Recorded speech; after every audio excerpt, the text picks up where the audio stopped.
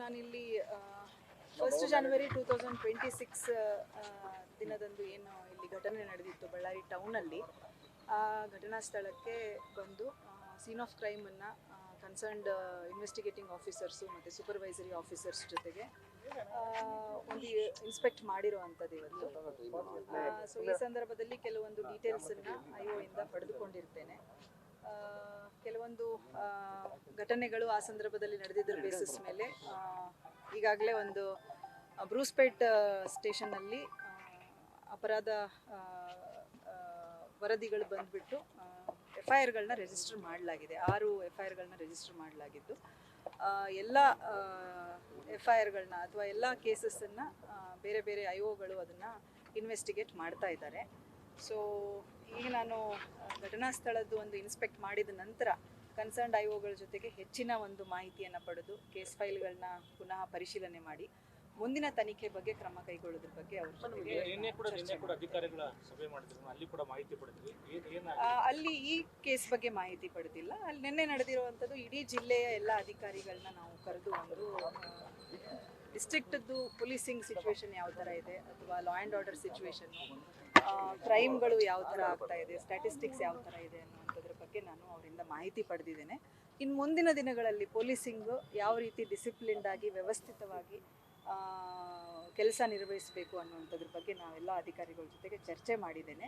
So ಈ ನಿಟ್ಟಿನಲ್ಲಿ ನಾನು ಆ್ಯಸ್ SP ಮತ್ತು ನಮ್ಮ ಅಧಿಕಾರಿಗಳ ಎಲ್ಲ ಒಂದು ಸಹಕಾರದೊಂದಿಗೆ ಬಳ್ಳಾರಿ ಜಿಲ್ಲೆಯಲ್ಲಿ ಒಂದು ಕಾನೂನು ಸುವ್ಯವಸ್ಥೆ ಚೆನ್ನಾಗಿ ನಿಭಾಯಿಸುವಂಥ ಕೆಲಸದ ಬಗ್ಗೆ ನಾವು ಕ್ರಮ ತಗೊಳ್ತೀವಿ. ಈಗ ಅದ್ರ ಬಗ್ಗೆನೇ ನಾನು ಮುಂದಿನ ಮಾಹಿತಿಯನ್ನು ಪಡೀಲಿಕ್ಕಿದೆ. 26 ಜನ ಅರೆಸ್ಟ್ ಆಗಿದ್ದಾರೆ ಅನ್ನುವಂಥದ್ದು ನನಗೆ ಮಾಹಿತಿ ಕೊಟ್ಟಿದ್ದಾರೆ ಇನ್ವೆಸ್ಟಿಗೇಟಿಂಗ್ ಆಫೀಸರ್ಸು. ಇನ್ನು ಮುಂದುವರೆದು ಆ ಸ್ಥಳದಲ್ಲಿ ಯಾರ್ಯಾರಿದ್ರು ಅನ್ನೋದ್ರ ಬಗ್ಗೆ ವಿಡಿಯೋಗಳನ್ನ ಇನ್ನು ಪರಿಶೀಲಿಸಬೇಕು, ಅವ್ರನ್ನೆಲ್ಲ ID ಮಾಡಬೇಕು, ಐಡೆಂಟಿಫೈ ಮಾಡುವಂಥದ್ದು ಮಾಡಬೇಕು.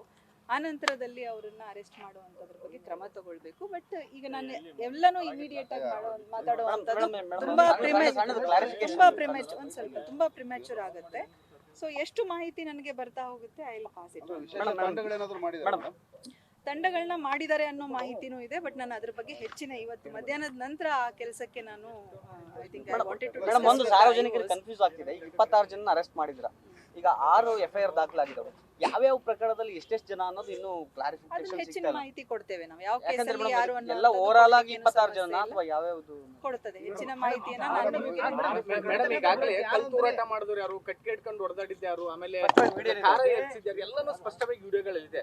ಇದುವರೆಗೂ ಸಹಿತ ಅವ್ರು ಯಾರನ್ನೂ ಕೂಡ ಕರೆಯುವಂತ ಕೆಲಸವನ್ನ ಇದುವರೆಗೂ ಪೊಲೀಸ್ ಇಲಾಖೆಯಿಂದ ಮಾಡ್ಲಿಕ್ಕೆ ಆಗಿಲ್ಲ. ಮಹಿಳಾ ಕಾರ್ಯಕರ್ತರು ಅವರೆಲ್ಲ ದೊಣ್ಣೆ ಹಿಡಿದ್ರು, ಎಲ್ಲರೂ ಕೂಡ ಮುಂಚೂಣಿಯಲ್ಲಿರ್ತಕ್ಕಂಥ ಮುಖಂಡರನ್ನು ದೂರನ್ನ ಸ್ವೀಕರಿಸ್ತಾ ಇಲ್ಲ ಈಗ ಆರೋಪ ಮಾಡಿದ್ರು. ನಾವು ನ್ಯಾಯಾಲಯಕ್ಕೆ ಹೋಗುವಂತ ಪರಿಸ್ಥಿತಿ ಇದೆ, ಯಾಕೆ ಈ ತರ ಆಗ್ತಾ ಇದೆ, ಹೊಸದಾಗಿ ಬಂದಿರೋಂತ ನೋಡಿ, ನೀವ್ ಏನ್ ಹೇಳ್ತಾ ಇದ್ದೀರಲ್ಲ ಇದೆಲ್ಲ ನಾನು ಪಾಸಿಟಿವ್ ಆಗಿ ತಗೊಂಡಿದ್ದೇನೆ. ಈಗ ತಾನೇ ನಾನು ಘಟನಾ ಸ್ಥಳಕ್ಕೆ ಬಂದಿರುವಂತದ್ದು, ನಿನ್ನೆ ಜಿಲ್ಲೆಗೆ ಬಂದಿರುವಂತದ್ದು. ಸೊ ನಾನು ಯಾವುದನ್ನು ಈಗ ಕಮೆಂಟ್ ಮಾಡೋದು ತುಂಬಾ ಪ್ರಿಮೆಚೂರ್ ಆಗುತ್ತೆ. ನನಗೆ ಒಂದು ಸ್ವಲ್ಪ ಟೈಮ್ ಬೇಕು, ಬಿಕಾಸ್ ನಾನು ಕೇಸ್ ಫೈಲ್ಸ್ನೆಲ್ಲ ನೋಡ್ಬೇಕಾಗ್ತದೆ. ಈಗ ನೀವು ಕೇಳ್ತಾ ಇರೋ ಪ್ರಶ್ನೆಗಳು ನನ್ನ ಮನಸ್ಸಲ್ಲಿ ಕೂಡ ಇರುವಂಥದ್ದು. So I have to thoroughly review ಮಾಡಿದ ಮೇಲೆ ನಿಮ್ಮ ಚಾನೆಲ್ ಓಪನ್ ಇರುತ್ತೆ. ನನಗೆ ಎಷ್ಟು ನಿಮಗೆ ಮಾಹಿತಿ ಕೊಡಬೇಕು ನಾನು 100% ಕೊಡ್ತೇನೆ. ಬಟ್ ತಾವು ಎನಿ ಟೈಮ್ ಕೋಆಪರೇಟ್ ಮಾಡುವಂಥ.